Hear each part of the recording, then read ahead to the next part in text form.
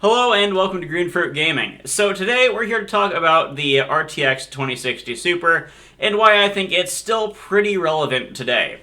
So the RTX 3060 and the 3060 Ti, kind of the budget ranges for the 30 series of RTX graphics card from Nvidia. They've been out of stock for a while, and I'm not saying the 2060 Super is any easier to find. But as far as buying a pre-built goes, like the one I bought, they're actually pretty common.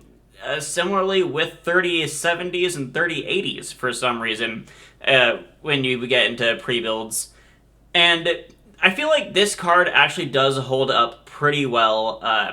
I think that it is a really strong card, especially if you're just someone who wants to convert from consoles over to PC. Kind of get a good idea of like what powerful PC gaming could be like while not really going too over the edge or too over the budget. Now, this card, I would recommend it best for 1080p gaming. However, it is great at 2K gaming, which is 1440p, and that's what I've been gaming on for the past few months. So, unfortunately, I wasn't able to capture any gameplay. I just wasn't really satisfied with any of the ways that I was trying to do it. I tried doing it with my phone, and then I tried transferring that over to my computer, but because for whatever reason I can't transfer files over USB, I have to rely on Google Drive, and that was just taking way too long. So I opted to just not do it. Similarly with OBS was just cutting down too many frames. Like, I know that the games that I was playing perform a lot better than they were while I was trying to record them. So keep that in mind. If you're wanting to get a PC to get into streaming at all, then you might not want to get this in particular. You might want to go with a stronger card, or at the very least, just know what you're comfortable with as far as frames go. Nvidia has this whole campaign where they're talking about frames win games, and personally, yes, frames do matter if you're playing a really fast-paced, multiplayer shooting game. But if you're just playing single-player games like I do most of the time, it's not going to matter too much. It's just a little more pleasing to the eye to see a higher frame rate. Now, the next few games I'm going to be talking about, I'm going to be talking about Call of Duty Black Ops Cold War, Cyberpunk 2077, and Shadow of the Tomb Raider, as well as, is there another game that I might want to... Oh yeah, Doom Eternal. That was the other one on my list there. And these games, they perform really, really well on the 2060 Super, even maxed out. I'm talking ultra settings, ray tracing on. In Shadow of the Tomb Raider with, maxed out settings and ray tracing on, mind you, Shadow of the Tomb Raider really only uses ray tracing for shadows, not so much reflections. So it's not too hard to run with ray tracing in it. And I average about 50 to 100 FPS in it. 50, usually when there's a lot of stuff kind of going on. And I honestly don't mind 50. You can waver pretty close to 60, but you're not going to hit it steadily. Whereas other areas where it's a bit slower and you're just kind of walking around, you'll be in the more 100 range for a frame rate. And again, that's, maxed out at 1440p with ray tracing on. If you're playing this just at, 1080p, you're going to get a way better experience there. And I figure, if you're getting this card, you're probably going to be getting more of a cheaper 1080p monitor. The one I have is an AOC at 24-inch, 1080p monitor. And that's, the one that I had for a while before upgrading to a new monitor. And I gotta say, it performs amazingly at 1080p, but, the games I tested were at 1440p, so that's kind of what I'm talking about here. And I think that's actually a good test to say, you can kind of future-proof it a little bit. The next game you want to talk about is Call of Duty Cold War, new Black Ops game. And that's, one of the games where frames really will matter a bit more. I play a lot of multiplayer in it. I played the campaign. The campaign's actually really cool, really cinematic. But the multiplayer, is kind of where it matters. And I actually range about 114, about 120 sometimes FPS in that game, which is pretty surprising. I don't have ray tracing on, just because all it really does is, give you better shadows. Again, it doesn't really do much for reflections in that game because, as we found out with Battlefield, having reflections is kind of cheating if you're the only person who's seeing them and, the rest of the people are playing with GTX cards. So, yeah, there's no reflections in that, so it's not too hard to run ray tracing in it, but I just turned it off for maximum frame rate. Just because I don't really care about shadows too much. They're not really what I'm looking at when I'm playing a game. And yeah, I'd say, 120 FPS in that game is actually pretty good, pretty decent. When a lot of action's going on, you're going to drop to around like 80, 90, which is still really good, well above 60, definitely well above 30, which is what you'd be seeing on something like an Xbox One S or a PS4. Even the PS4 Pro and Xbox One X, 60 was kind of a dream in that generation, and I feel like it still is with the new consoles that have come out. Yes, the frame rate is, a lot higher on them, but it's not, I don't know. I just feel like as far as frame rate goes, you're going to have a little bit better time on PC just because you can further adjust those settings to really boost the maximum frame rate that you'll be seeing. So yeah, that's pretty good for a competitive game like that. Doom Eternal, I was actually really surprised playing maxed out everything like Ultra Nightmare, I'm saying over here, at 1440p, it maxed out, actually ran pretty smoothly, consistently above 160 FPS, which is very, very nice.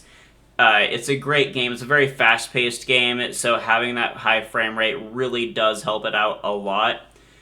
And, if you like Doom and you want to, see all the action, that's, this card will definitely deliver that to you.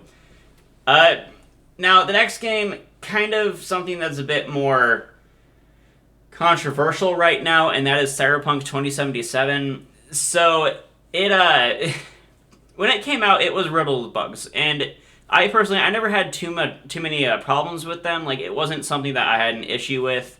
But, as the updates came out, I realized that it was kind of taking a toll on the performance more and more, because the more they fixed, the better it performed, and the more it was kind of taking from my computer. When it first launched, I was able to get, a pretty consistent 45 FPS out of it, sometimes going up to 55 even when driving. With the latest update, patch 1.2, I hang it closer to, 40 or 35, and you're still getting above 30 FPS, which is, above, way, way above what you'd be getting on a console right now, if you're coming from a Xbox One S or a PS4. And I think, it is worth it to, play this game on a graphics card like the RTX 2060 Super.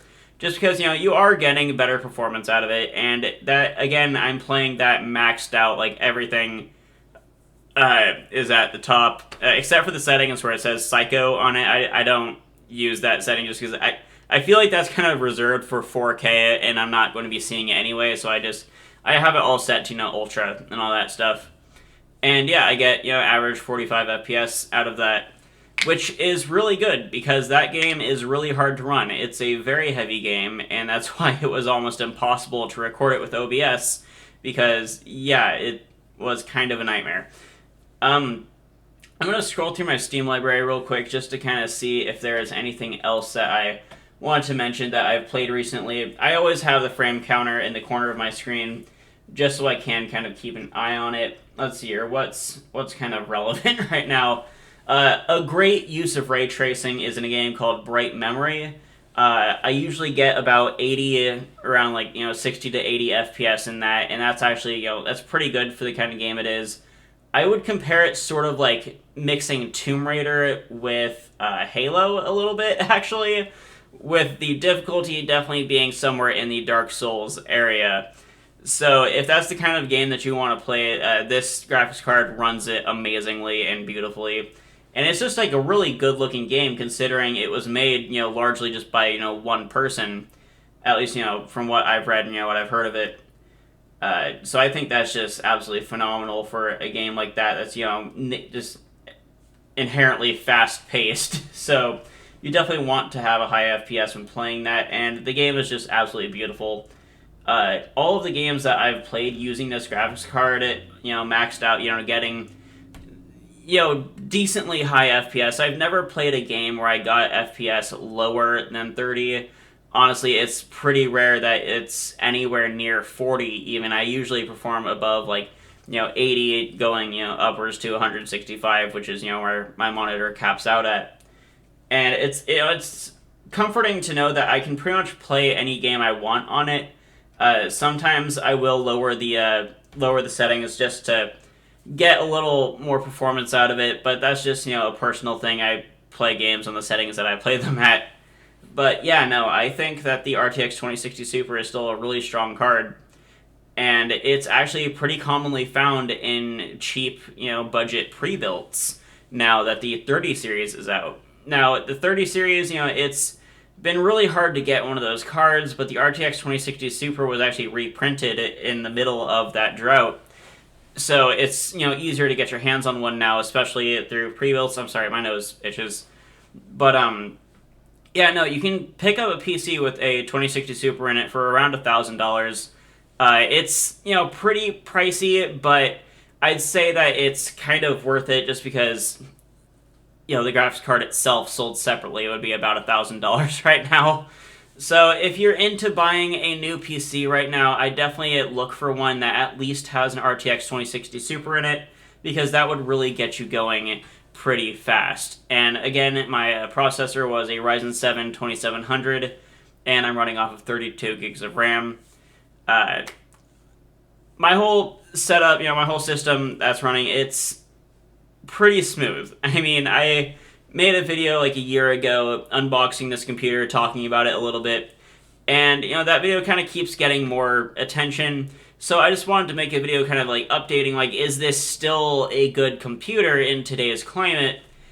And having seen computers with the 30 series graphics cards in them, yeah, they're amazing. It's really cool that those exist now.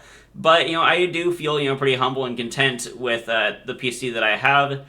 A lot of people don't have ray tracing yet. It's been really hard to get their hands on. And the RTX 2060 Super is just a really great entry point into the world of ray tracing, especially if you can't get your hands on a new gen console such as the PS5 or Xbox Series X or Series S. That'll be pretty much it for this video. If you enjoyed it, go ahead, leave a like and subscribe.